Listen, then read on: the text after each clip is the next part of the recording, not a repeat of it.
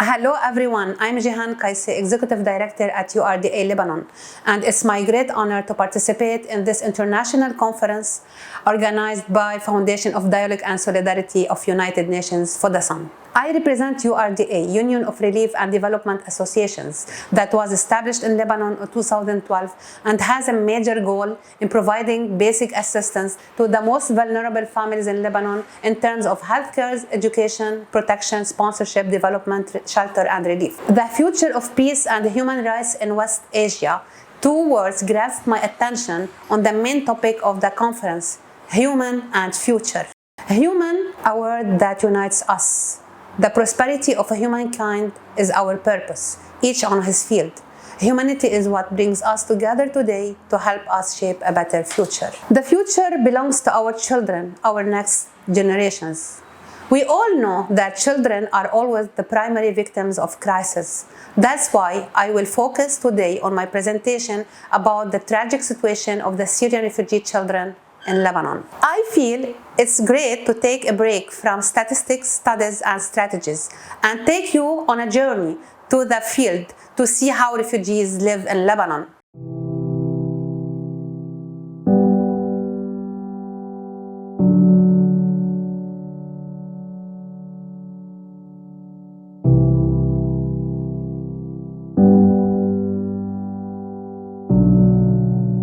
احيانا ما بطاطا مقليه، يعني انه شغله عاديه ما في، لانه زيت ما في، لانه البطاطا بدها زيت ما في، يعني هي شغلات عاديه بس مو موجوده. العالم اليوم في ربطة خبز بس يمكن بكره ما في، يعني اليوم تعشينا يمكن بكره ما بنتعشى واللي بعده ما بنتعشى. بيضطروا مثلا احيانا خبز لحاله بياكلوه. عندنا بيوت وعندنا املاك وعندنا كل شيء. هلا بيتنا احنا بسوريا مهدوم، احنا هون بابا ما بيشتغل وما عندنا حدا معين. ايامات السكر بنجيبه بنستعيره من عند الجيران. ايامات صرف الدواء مثلا اذا بده يمرض واحد من اخواتي بنستعير علبة الدواء، بنروح على الصيدلي جيب لي مصاري. فموقفك يعني كثير محرج انه يكون في عند عالم او حدا بيخزن. Lebanon, a small country of around 4 million population, became a home to approximately 1.5 million Syrian refugees. Almost half of the refugees in Lebanon are children. Thousands of them live in camps where you see orphans who lost their mom or dad, or even both parents. There are babies who were born in Lebanon away from their homeland. There are patients suffering from chronic diseases without being able to get the needed treatment. Elderly people who feel afraid to die in Lebanon. Imagine their only wish is to be buried in Syria, in their homeland. Deep in the alleys of Syrian refugee camps in Lebanon, there are thousands of miserable families who live far away from the limelight, where pain hides inside their hearts, where their hungry children sleep dreaming of a better tomorrow, but awake to the harsh reality, deprivation, poverty, and pain, struggling to obtain their basic necessities of food, water, clothing, shelter, and security. Around 10 years into this refugee life, hundreds of thousands of children are pushed into extreme and inhuman living conditions in tents in crowded camps. One of the most problems refugees suffer from is that they miss the sense of belonging. A huge number don't have official papers. Without documents to prove their nationality, they feel that they belong nowhere, living their lives as invisible people. They are missing one of the most basic human rights. This problem causes several other main issues. How can young children understand that they can't be registered in school because they don't have official papers? Let me tell you about Samira. She lost her mom and dad in Syria. She came to Lebanon with her grandfather to live in a tent. When she was 12, she got married. What do you expect Samira's life is now? There are many girls like Samira deprived from education and from the right to live their innocence. Over 50% of Syrian children are out of school or have never been enrolled in school. Many children have been out of school for years or have never had a formal education. We are talking about a lost generation. An entire generation is growing up with little hope of a better future, and support for education is urgently required. So many education initiatives have been made in refugee camps, but they are not enough for the future of this generation. One of the unique education programs that URDA is implementing in Lebanon is called School in a Bus.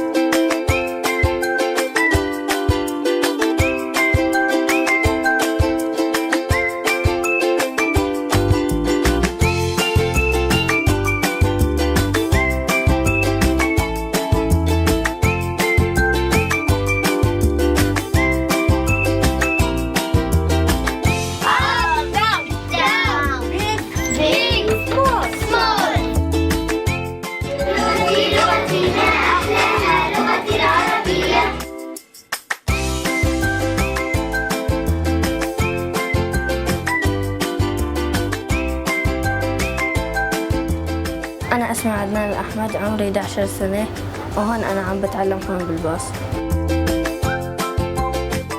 ما بحياتي توقعت إني بتعلم بقلب الباص. Sunday, Monday, Tuesday, Wednesday, Thursday, Friday, Saturday. لما إجيت على هذا الباص تعلمت القراءة أكثر، تمكنت من القراءة والرياضيات الإنجليزي، صرت بعرف بقرأ أكثر من قبل. نحن بنشكرهم وبنقول لهم يعطيك العافية.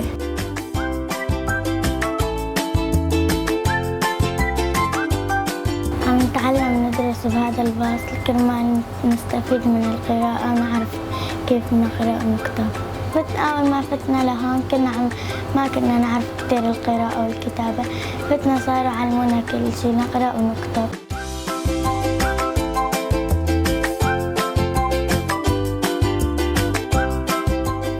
بالباص الحمد لله تعلموا كثير وانبسطوا وبيفيقوا الصباح مبسوطين على التعليم والدروس الحمد لله، واستفادوا كثير بهالمشروع الباص.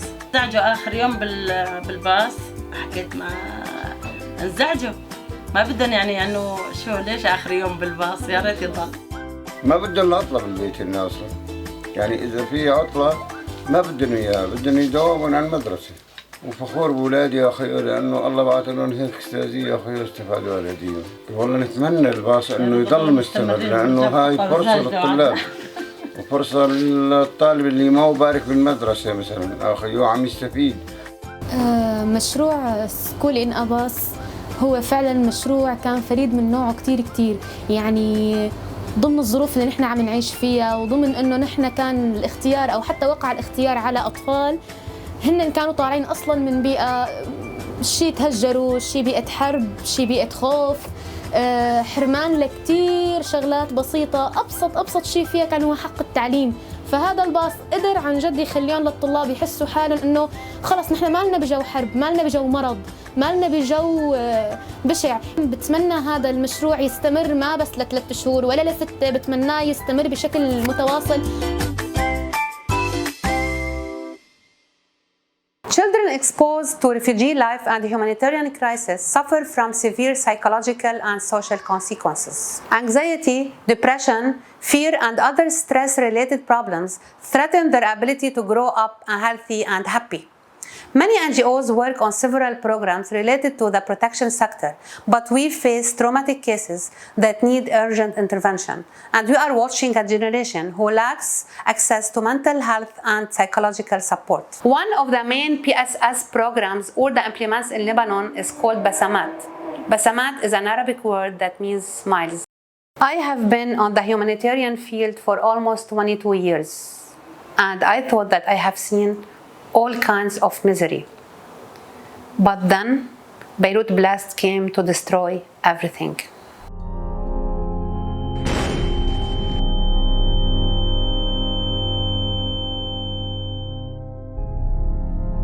And I met Dima. أول شي صار معنا لما كنا بالبيت كنا كتير مبسوطين الصبح، لحد ما صار بعد الظهر كنا هيك مبسوطين وعم نحكي وبنضحك. فجأة سمعنا أصوات هيك وصار يمرق إسعاف ويمرق إطفاء. نحن توقعنا بالأول حريق بقفل البيت هيك، ما توقعنا أبدا رح يكون انفجار. بس صار هزي فتنا لجوا، صرنا نشيل الكهرباء بدنا نطلع ننزل لتحت على الطابق التحتاني يمكن يكون كان أأمن. لسه ما نزلنا، لسه ما طلعنا من باب الغرفة عم نشيل الكهرباء والهيطان هبطت فوقنا. كان أول يوم العيد كنا كتير مبسوطين، ظهرنا من البيت وكنا عاملين أكل عيد طيبخين. تاني يوم العيد رحنا على البحرية على الكورنيش، كمان كنا كتير مبسوطين. هيدا حجاب أختي الكبيرة اللي توفت الله يرحمها. شو اسمها؟ لطيفة. وبفتكر هون في جاكيتات كمان.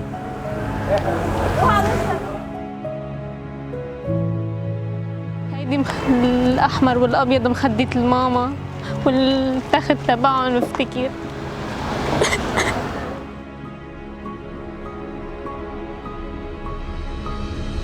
هيدا لأختي جود الصغيرة كان. شو كانت مسميته؟ مش مسميته، بتلعب فيه بتنبسط فيه. قد عمرها جود؟ 14 سنة.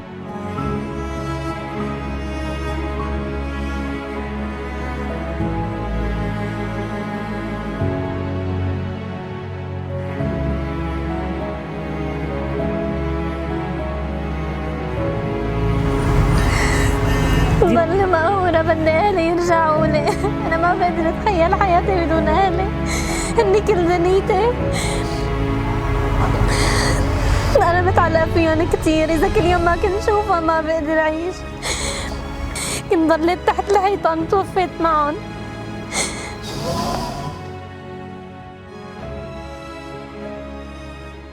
Have you ever wondered how refugee children living in tents spend their winter? For most of us, it's so cozy and inspiring to watch snow fall on a quiet street or from inside a warm house. However, for most refugees, this is not the case.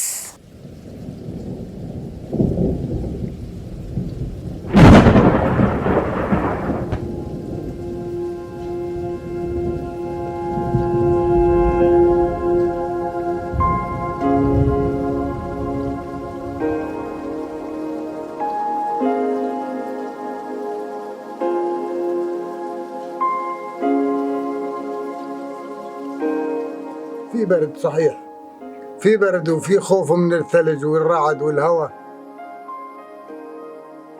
يعني في برد علينا، في نقص بالأواعي، في نقص بالغذاء شوية. كان في عاصفة، أنا ما لقينا الصوبيا، ما بقلبها هاي مازوت، شغلناها بالبحر ما اشتغلت. عندي بوت واحد.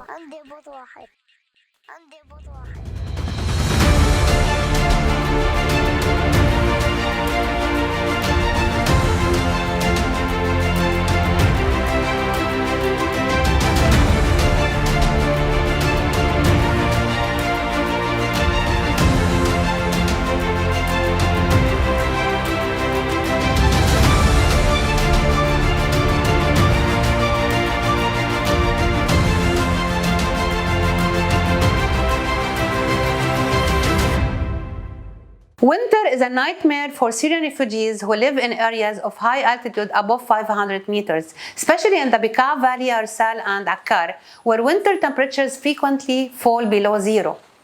Refugees live in tents made up of flimsy plastic sheeting, which makes their condition worse and worse. Children have nothing to keep them warm. The topic of my presentation is the future of Syrian refugee children in Lebanon, and I think you can imagine how their future will be. My aim is to make you feel the refugee life in Lebanon, that life that we face every day, and we try our best as NGOs to cover their basic needs. But they need bigger intervention from higher levels. What we can do as NGOs is to invest in a long-term and sustained multi-sectorial approach to build strong and resilient child protection, health and education systems, and to implement programs to reduce risk of dropout and child marriage, and to develop programs focused on alternative and vocational education. Let's not be pessimistic. Hope always glitters when we get the chance to help those in need. Childhood is so blessed by God, and it is found on earth to play and feel happy. We have to remember that our future depends on what will become of our children. Those children always find reasons to smile and be happy, despite the hardships they are going through. I would like to end my presentation with a short video about dreams of innocent children. Hopefully their dreams will come true one day. Thank you. أنا ما في عندي حلم، ما في عندي حلم أبدا.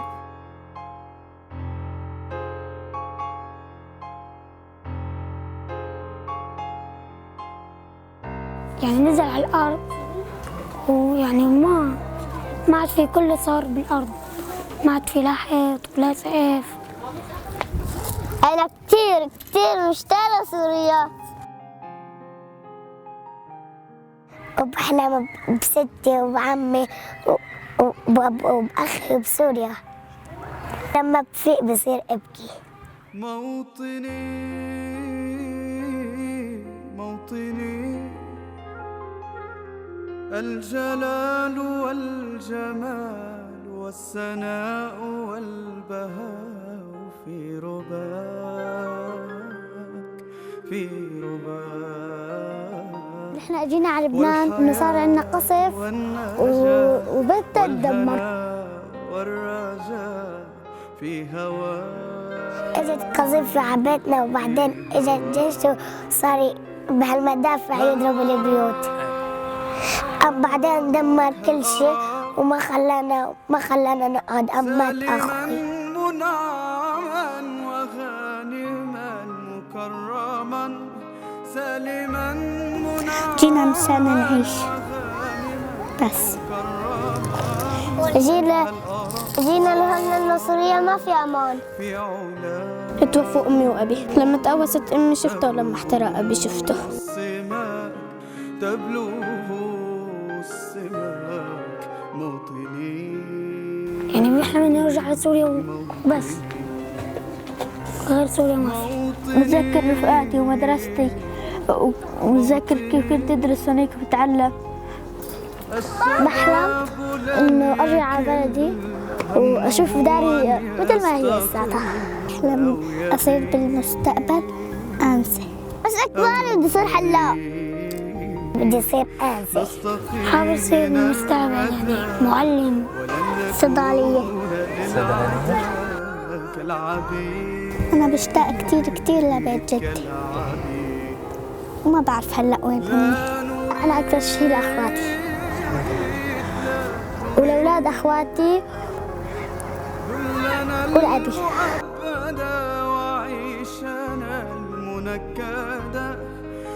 بشتاق لعمي اللي مات، وبشتاق يعني لستي اللي ماتت كمان. أكثر شيء بتذكر بسوريا إنه داري، بيتنا ورفقاتي. كنت ألعب بسلاتة بالمطار. كان جدي أخذنا على المطار. أنا ماني مبسوطة بلبنان لأنه ستي وخالاتي ما هون. لا ما في أحلى من سوريا ومبسوط بسوريا. أنا ماني مبسوطة أبدا بلبنان. إنه هاي ما بلادنا تعودنا عليها.